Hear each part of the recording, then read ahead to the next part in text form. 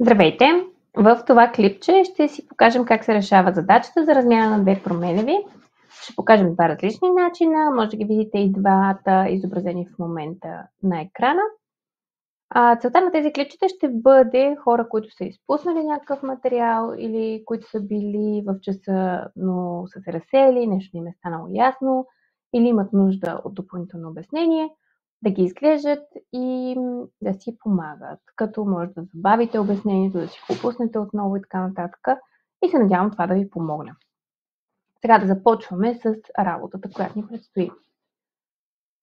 Вляво имаме решение на задачата, използващо трета променлива. Аз съм си избрала да се казва C. Идеята каква е? Тук имаме аналог на размяна на две купи, в които има олио и вода. И дори баба ви може да ви обясни, че това нещо се случва, като вземете трета купа. И какво се случва? Преливате съдържанието на едната в новата трета купа, след това преливате съдържанието на втората в първата и най-накрая втората получава съдържанието, което преди е било в първата, взимайки го от допълнителната купичка C в нашия случай. Как се случва това нещо изразено в блок схема? Имаме начало, въвеждане на А и Б, след това имаме едно блокче, в което се случват всичките присвоявания на стойност. С, допълнителната променлива, става равна на А приема стойността на Б, т.е. вече имаме едната размяна извършена, и Б става равно на С, което С съхранява старата стойност на А и така реално А и Б са си сменили стойностите. След това се извеждат А и Б и програмата свършва. Ще проиграем един примерен вариант. Да речем, че ми се въвеждат стойности 12 и 7 в А и Б. И сега да видим ред по ред какво се случва. С е равно на А. С приема стойността на А. Така. А е равно на Б. А приема стойността на Б. Така. Б е равно на С. Б приема стойността на С. Так. Изход А и Б и ми извежда 7 и 12 с разменени стойности. Сега изчиствам пак всичките клетки, за да разгледаме втория вариант и пак ще го проиграем с примерни стойности. Във втория вариант нямаме допълнителна променлива, той е по-математически насочен.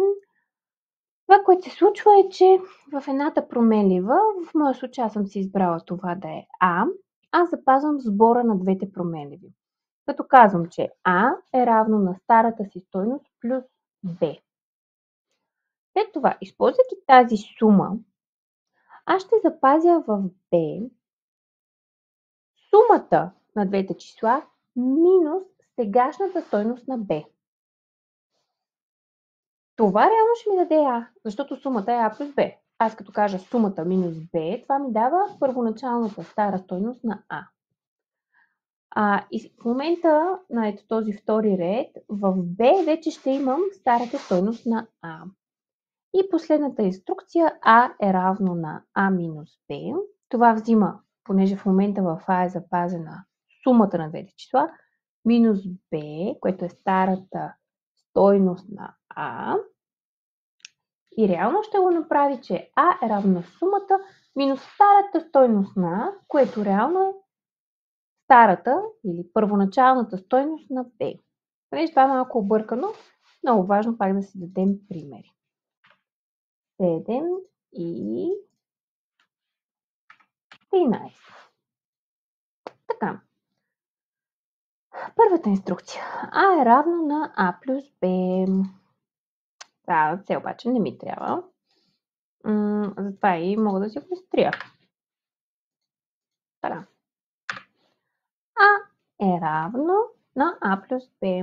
А е равно на 20. Б е равно, ето тук сме на втори ред, Б е равно на А минус Б. 20 минус 13, 7. А е равно на А минус Б, което е 20 минус 7, 13.